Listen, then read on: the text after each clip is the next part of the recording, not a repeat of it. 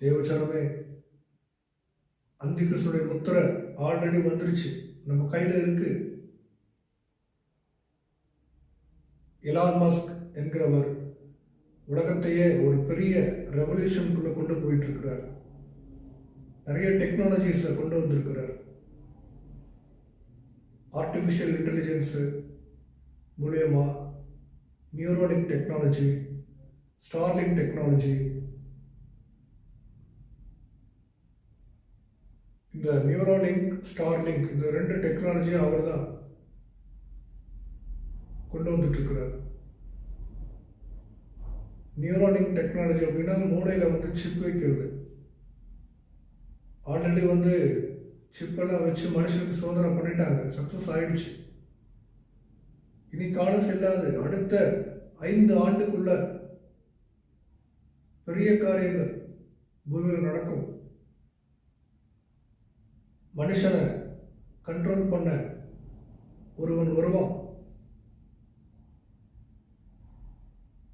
பாருங்க, அந்த மிருகம் என்ன பண்ணுமா, ஒரு முத்திரையை கொடுக்குமா, அந்த முத்திரையை ஏற்றுக்கொள்ளாதவர்களை கொன்று போடும். அந்த முத்திரை இல்லாமல் எதுவுமே வாங்கவும் முடியாது, விற்கவும் முடியாது, சாப்பாடு கிடைக்காது, தண்ணி கிடைக்காது. வலது கையில் நெற்றியில் அந்த முத்திரையை நம்மளுக்கு போட்டுருவாங்க. ஒரு காலத்தில் மொபைல் கண்டுபிடிக்கப்பட்ட காலத்தில் சிம் கார்டு இவ்வளோ பெருசு இருக்கும், மேக்ரோ சிம். அப்புறமா அந்த சிம்மை வந்து சின்னது பண்ணாங்க, மிடில் சைஸ் பண்ணாங்க, மினி சிம் பண்ணாங்க, மேக்ரோ மினி ஆச்சு. இப்போ அதுவும் மைக்ரோ ஆயிடுச்சு, மைக்ரோ சிம் இவ்வளோண்டு தான் இருக்கு. அந்த மைக்ரோ சிம்மும் ஒரு காலத்தில் இ சிம்மாக மாறிடும். சிம்மே தேவைப்படாது, எல்லாம் இ சிம், டிஜிட்டலில் எல்லாம் வந்து இன்டர்நெட்லேயே பேசிக்கலாம்.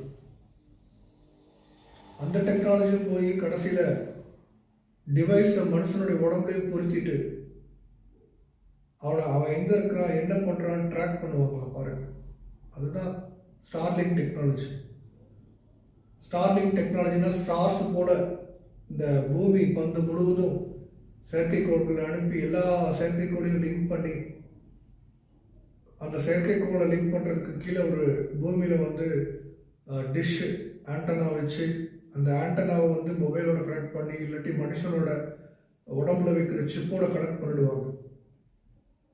அப்போ அந்த மனுஷன் எங்கே போகிறான், என்ன பண்ணுறான், என்ன சாப்பிட்றான், என்ன செய்கிறான், உடம்புல எவ்வளோ